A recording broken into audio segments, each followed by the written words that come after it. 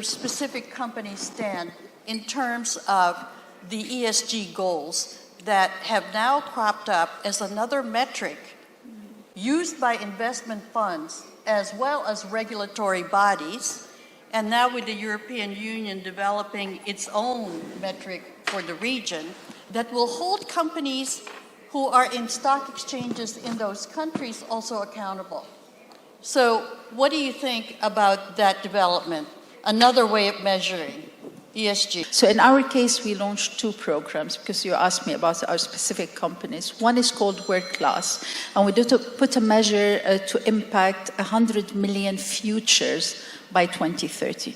We call the future, could be youth, could be, because we believe we should play where we are good at. We have the intellectual capital, but we don't produce products. So I cannot go and give medical supplies and what have you.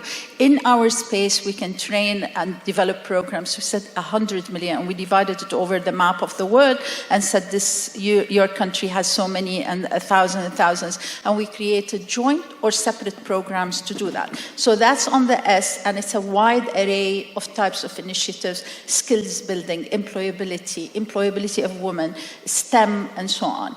It's interesting because I tend to sit on smaller company boards, as you mentioned. And so when you're a company with, you know, 500,000 or $1 billion revenue, or $1 billion stock market cap, there's limits to what you can do, and it's also hard to figure out what you should do.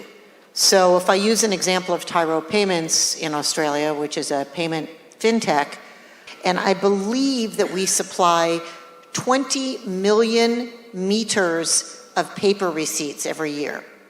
You know, the stuff you get when you buy something, which is disappearing, and happy to see most of the stuff I've paid for here in Dubai, I have only gotten an e-receipt. But if you think about around the world, all the times that we're still getting paper receipts, and that's something that we are involved with. So we're trying to encourage merchants to move to e-receipts. So you've just described how your strategy is integrated with your services and the business. And the problem with many companies is they say, okay, let us look at our sustainability strategy, and they separate it.